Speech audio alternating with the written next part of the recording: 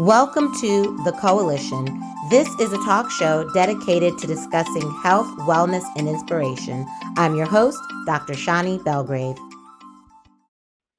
Hello, everybody. Welcome to The Coalition. I'm your host, Dr. Shani Belgrave. I am a bariatric and minimally invasive surgeon in Atlanta, Georgia. You can learn more about me and get connected at www.drshanibelgrave.com. I'm really excited to welcome to the show today Miss Latoya Dwight. Miss Latoya Dwight is the founder of the Fibroid Pandemic. Her organization is dedicated to spreading awareness and resources concerning fibroids. Fibroids are benign growths of the uterus that affect up to 80% of women by age 50. Miss Latoya Dwight is going to be sharing her personal testimony from the patient's perspective. Miss Latoya Dwight, thank you so much for joining the Coalition. Thank you so much for having me. It's a pleasure to be part of the Coalition. I appreciate it. Thank you. Outstanding. So let's just jump right into it. Can you please start off by letting us know about your personal journey with fibroids? Yes, so my personal journey with fibroids started well over 10 years ago. And I used to say that I was diagnosed by mistake, but now I believe that was divine order. And I say that because my then boyfriend, he and I did not want to have an unplanned pregnancy. So I had the IUD, the Mirena IUD, implanted. 5 years later, I went to go get it replaced. And my OBGYN, who I had been going to at that time for over 12 and a half years to be exact, she was unable to locate it. So she was really concerned. So she wanted to send me into ultrasound. So I get into ultrasound and literally within her office suite. So our ultrasound tech was able to locate the IUD by performing a vaginal ultrasound. And as I'm getting back dressed, I guess you can call it good bedside manners, she asked me, how are my fibroids coming along? And my response was, what's that? And she looked completely mortified. She started to stutter a little bit. She's like, I'll just let the doctor talk to you about that. And I was like, that's kind of awkward, but okay. I didn't think too much of it. I got dressed, went back in there with my doctor. And by this time, too much time had passed within my doctor's visit. So the doctor, when I got into her office suite, she was on her computer looking at her calendar to try to schedule a time for me to come back so she can, in fact, try to take the IUD out, being that they were able to locate it. So she's asking me about this day, about that date. And I'm honestly I'm in a twilight zone because I'm still wondering, when is she going to mention, or when is she going to explain to me what those fibroid or that fibroid, whatever the term was, when was she going to mention it to me? So I said to her, can we kind of take a step back for a second, doc, and talk about those fibroids that the ultrasound tech mentioned? I don't know what that means. Is it a fibroid, those fibroids? What is it? And she asked me, do you plan on having any more children? And at that point, we were just engaged. We literally just got engaged. And I said to her, well, planning, not necessarily, we're not necessarily planning, but I mean, I was kind of confused where she was going with that question. I mean, we're going to get married, and if I get pregnant, that's okay, but we're not physically actively trying to get pregnant. So she said to me, because at this time I was in my mid-30s, and she said to me, well, because of your age, if you're not planning on having any more children, I recommend a hysterectomy. That was literally the gist of the education. I asked her, I said, well, can we talk about what are they? You're moving really, really fast. I literally came to get my IUD replaced, and you're telling me I need to get a hysterectomy. Now, while I don't know what it physically feels like to be in need of a hysterectomy, she says to me, well, I've been doing this for a very long time. If you cut them out, they're just going to grow back. She never once said to me that you can change your diet to help mitigate a lot of the bulk symptoms, a lot of the other symptoms. She never said that there are other non-invasive procedures, there are medications, there are minimally invasive procedures, and then there are other major surgeries that would not necessarily require a hysterectomy. She never said any of that to me. So I left feeling defeated.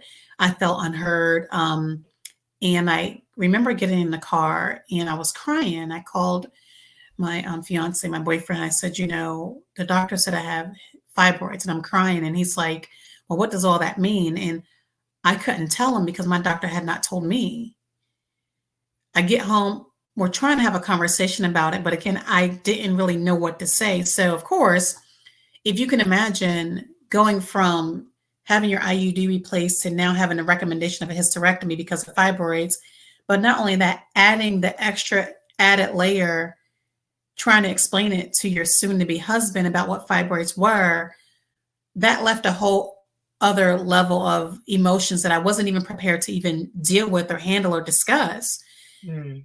I didn't know if they were sexually transmitted. I didn't know if they were genetic. I didn't know anything. I didn't know if you take the IUD out and they just go away. She didn't tell me anything. So I am type A, my type A personality. I did my own personal research for 4 years, started to suffer 4 years. It's interesting how your mind and your body connect because one of the most common symptoms of uterine fibroids is very heavy periods. It's called menorrhagia, heavy and or prolonged menstrual cycles and periods. I didn't have bad periods. I couldn't understand. But about 6 months after this quote unquote diagnosis, all hell broke loose. I was having accidents. I was quadrupling up, not doubling up, not tripling up, but quadrupling up with a super ultra tampon, super ultra overnight pad, which practically felt like a pamper, absorbent underwear, a pair of spandex shorts, and my outer layer clothing. So if you can imagine, it was very mentally draining. And I ended up doing my own research for 4 years. I went vegan, vegetarian. I did yoga, qigong. I did deep breathing exercises. I started to eat for my blood type, and I eventually, I read scholar articles, medical journals. I eventually ended up having uterine fibroid embolization, known as UFE, also known as uterine artery embolization, and that's simply cutting off the blood supply that feeds the fibroid. It's not a one size fits all, but I felt that after doing my research for 4 years, I felt rather comfortable with it. I had remarkable results, remarkable results. The doctor at the time was very transparent in saying, because of the size of my fibroids, they did say my two largest were 11 centimeters and 7 centimeters. So it was very common for people to ask if I was pregnant, especially after we got married, because I probably looked around 4 or 5 months pregnant. I work out regularly, so I was able to kind of mitigate a little bit of the bulk and the bloating, but I probably looked around 4 months pregnant regularly. And after having UFE in 2019, I posted on my personal Facebook page about it, and like everyone like started just reaching out to me on DM. My text messages started blowing up. My cousin called like, "Oh my God, you see all the comments?" And I'm like, "No, what are you talking about?" And literally, I remember pulling up the Facebook app on my phone, and there were men making comments, sending DMs saying, had I understood fibroids more often, I mean, more in depth, should I, if I would have heard your story sooner, I probably would not be divorced because I probably would have understood what my ex-wife was going through. Women saying, had I heard your story sooner, maybe I would not have allowed my 20-year-old daughter to have a hysterectomy and I could be a grandmother. Every single time I tell the story, I always say, I'm not going to get emotional. I'm not going to get emotional, but I do. And there were just so many stories. And I remember standing there crying. There were tears running down my eyes. I realized immediately at that very moment where I was standing, if I'm not mistaken, I believe it was probably on a Wednesday or Thursday, I knew that it was bigger than me. Some of the most common symptoms were, menorrhagia, like I mentioned, heavy or prolonged menstrual cycles, bloating, extreme lethargy. But there are other symptoms, losing so much blood to where you become anemic, even to a point to where you have to have blood transfusions. Luckily, I never got to that point. I was borderline anemic, but anemia, it causes, issues with your hair, skin, and nails. Your hair can fall out. Your nails can be brittle.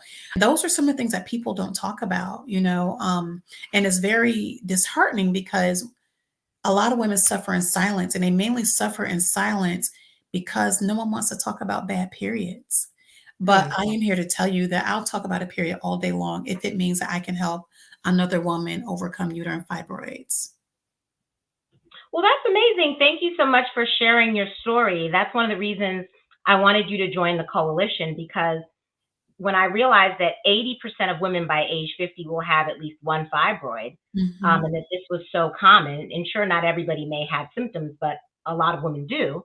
And is there a way that we can help get the information out so, as you said, people don't have to suffer in silence? Right, exactly. You were talking about having good results with uterine fibroid embolization. Was that the end of your journey as it relates to treatments, or did you require any additional treatments after that? So I thought it was gonna be the end of my treatment, but sadly was I mistaken. So as I mentioned, I had UFE in 2019. In 2022, I started to have some really what I would call odd symptoms, medical symptoms. I developed heart palpitations. My very first one, my husband and I were sitting on the couch. He's on one couch, I'm on another couch. And we're literally just relaxing after dinner, doing absolutely nothing. We're probably watching Family Feud. I don't remember. But all of a sudden, I started to have heart palpitations, very aggressive heart palpitations. And I sat up and I go, call 911. And he's looking like, are you joking? I'm like, oh my God, no. And like he can see in my face, like tears is in my eyes. He called the paramedics and they got there and I went to the emergency room. Little did I know that I was going to be going to the emergency room, I think 6 times between March of 2022 and May of 23, just to be told there's absolutely nothing wrong with me. The very first visit was I think the first 2 or 3 visits were by ambulance. I got there and the ER doctor prescribed me Xanax. They ran all my blood tests, lab work, blood work. They did x-rays, they did scans. All my tests were coming back normal. After going to, I don't know, maybe 20, 30 visits over a year and a half, my general practitioner, my OBGYN, a gastroenterologist, all types of doctors. I believe it was the third or fourth cardiologist. She's the one who scanned my legs because I was telling her about the tingling sensation and the pooling of the blood. My ankles were getting swollen up and we couldn't figure it out. She was the one who ran these scans on my legs and she realized that the fibroids were actually blocking my iliac vein. And she asked me, she goes, I got it was like a 3-hour test, 3 different tests. So she said, just pack your patients. And about 5 days later, we had the test results. So we're on video call. And she said to me, have you ever been diagnosed with fibroids? Had no idea that I was so passionate about fibroid education and that the fibroid pandemic even existed. And I kind of chuckled a little bit. I'm like, in my head, like, is she kidding? I'm like, yeah, I actually have. And she said to me, in so many words, it's not a matter of if something bad's going to happen, it's a matter of when. Those fibroids are going to kill you. They are blocking your iliac vein. You got to get them cut out. So, although I had great results with UFE in 2019, um, I felt physically fine. I didn't have all of the horrible bloating and the pain during physical intercourse. I didn't have a lot of that. I didn't have the sudden onset of having to go to the bathroom. A lot of that had kind of like honestly cut back quite tremendously. But then I started to develop those other type of symptoms that people don't really talk about. So I ended up having a laparoscopic robotic myomectomy in November of 2023. And that's basically almost the same identical procedure. A myomectomy is almost the identical procedure as having a cesarean. The difference is when they cut you open with a cesarean, they will extract the baby, whereby with the myomectomy, they cut open your uterus and they extract the fibroids. Mine was considered minimally invasive because I didn't get like the bikini cut nor the vertical cut. There were 4 incisions directly through my belly button, one under my breast area and 2 on the bottom, left and right side of my abdomen area, where the doctor was able to extract them through my belly button. Although it is minimally invasive, it's still major surgery because once she got in there, she still had to cut open my uterus, and that was done robotically. So I was off my feet with the UFE. I was probably back on my feet within, it really could have been like a week, but I really allowed myself some rest. So maybe like 2 weeks. I didn't go back in the gym for a couple weeks.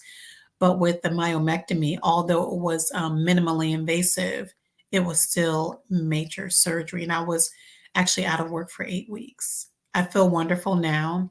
Um, it's amazing how your body just changes so much, and I feel a lot like myself as I did before even getting the fibroid diagnosis. Didn't really even notice that my body had changed that much. So, I always tell women to do your own research because there's not a one size fits all. And although I thought I was great because I had remarkable results with the UFE, little did I know that fibroids were still wreaking havoc on my entire body. And it was so necessary that I had them removed. And I was excited, honestly, when I went into surgery because I'd done my research for so long. When a doctor said that these things can kill you, I didn't have to think twice about, well, what am I going to do? I'm like, you know what? Let me go ahead and put my business in order and get on this darn operating table and get these things taken out. So I'm very pleased thus far with the results. That's wonderful. One thing about your story that really resonates with me is the fact that I hope a lot of women will pick up on is the fact that you ended up not having to have a hysterectomy. Mhm. And not to Mhm. say that the hysterectomy is not an appropriate operation for certain Correct. patients, but just to know that in some people, you may be able to get the desired results without having a hysterectomy. So, Exactly. And that's, I'm very keen on making sure that I remind women that there's absolutely nothing wrong with getting a hysterectomy. I have a couple friends who have done it, and the only thing they said is that I wish I would have done it sooner. It was tremendously life changing for them. And I am perfectly fine. I actually encourage it if it's the right fit. But what I am against is when a hysterectomy is recommended by your doctor as the first and only option before mentioning anything else. So I always tell people, do your research. And if you come to the conclusion that hysterectomy is best for you, that's fine, do it. But gosh, just make sure you're really just doing your own personal research. well, that is great advice. So, tell us about your organization, the Fibroid Pandemic. So the fibroid pandemic, I actually created it based on my own personal experience with uterine fibroids. That day, when I was reading my Facebook post and tears started to run down my eyes, I knew that my life had forever changed. I knew it. I can feel it in my gut. And the fibroid pandemic was created to help provide resources to humans with the uterus who are looking to overcome uterine fibroids by way of different community initiatives, education, etc. I am really big on making the connection. So I have branded, or I am branding myself as like your fibroid bestie. Think of me like, when you pull up your cell phone, typically people pull up the Amazon app, right? Jeff Bezos, he doesn't make any of those items that you can buy. You can buy hair products, toiletries, electronics. You can even buy tiny houses nowadays on Amazon. But Jeff Bezos doesn't make any of that. I want to be the Amazon of fibroids. I want to be the first thing that people think of when they think of the term uterine fibroids. Oh, the fibroid pandemic. I can go online and locate a dietitian. I can go online and locate a Aboriginal doctor who focuses on Eastern medication. I can go online to find a doctor who performs non-invasive procedures, minimally invasive surgeries, or major surgeries. I can go online to find toxic free, sanitary products, toxic free health and beauty products. So my goal is to really provide that resource to people who are trying to overcome uterine fibroids. I see. So, I know there's another part of the fibroid pandemic that you were passionate about, which is your annual 5K. So, can you please speak on that? So, I realized after doing my research that there aren't any walks out there for fibroid people, right? There's a walk for Susan G. Komen. Practically everyone knows the pink ribbon is walk for Susan G. Komen. There's walk for diabetes. There's a walk for Alzheimer's, heart disease. There's walks for different women's health, but nothing specifically for fibroids, being that up to 80% of humans with the uterus of women will develop fibroids by age 50. Why aren't they out there walking for us? So I personally created my own 5K run walk. It's called Run Far 5K, and FAR is an acronym for Fibroid Awareness and Resources. I do it during Fibroid Awareness Month, which is during the month of July. I do get a little bit of backlash, like, oh, that's the hottest month of the year because it happens here in Atlanta, Georgia area. But listen, it starts at 8 o'clock in the morning. we're literally packed up and gone by 11 o'clock, 12 o'clock at the very, very latest. And I'm excited about it because what it does is it was created to help provide resources, and bring awareness to this global pandemic. And my goal is to, at some point, someday, as long as God leaves breath in my lungs and physical capability in my body, I really hope that I live to see the day where fibroids are a thing in the past. And we are expanding Run Far 5K throughout 10 different cities over the next 10 years. That's honestly my goal. We have different sponsors, different vendors. It is a 2-day event. So the Run Far 5K happens on Saturday. And this year is Saturday, July 20th. And day 2 is going to be the Fibroid Awareness Brunch, where I have different experts come out and educate women on the available resources to overcome uterine fibroids. So it's a weekend event, Saturday and Sunday, a 2-day event. I have some great people coming through, wonderful resources, and I'm just looking forward to this being a success for my 3rd year this year. Well, congratulations. Thank you.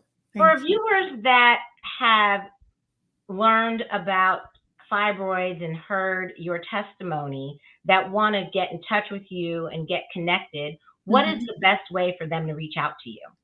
Yeah, so there are several ways. You can follow me on Instagram at the Fibroid Pandemic. You can follow or join my private Facebook group. It's called the Fibroid Pandemic as well. You can also send us an email at info@thefibroidpandemic. You can go online to runfar5k.com. One thing that I did not mention about the 5K Run Walk is that 100% of the proceeds will go to our nonprofit, which is 501c3. It's called Pad the Pandemic. And that organization was created to help eliminate period poverty and unnecessary hysterectomies. But yeah, reach me online, on Instagram, on Facebook, send an email at info@thefibroidpandemic, and I most definitely will respond. Wow, well, thank you so much, Miss Latoya Dwight. You're a perfect fit for the coalition because that is the goal of this show. How can we transform lives by empowering people through the spreading of information? Knowledge is power, and the more you know, the more you can affect the change. That's right. So I'm hopeful that you'll come back another time. I would love to. Thank you so much for the opportunity. Thank you. Well, everybody, thank you so much for tuning in to another impactful episode of The Coalition. Thank you so much to Miss Latoya Dwight, founder of the Fibroid Pandemic. You can connect with Miss Latoya Dwight at the Fibroid Pandemic on Instagram, as well as on Facebook. You can stay connected with me, Dr. Shani Belgrave, at www.drshanibelgrave.com. Thanks so much for watching. I'll see you next time.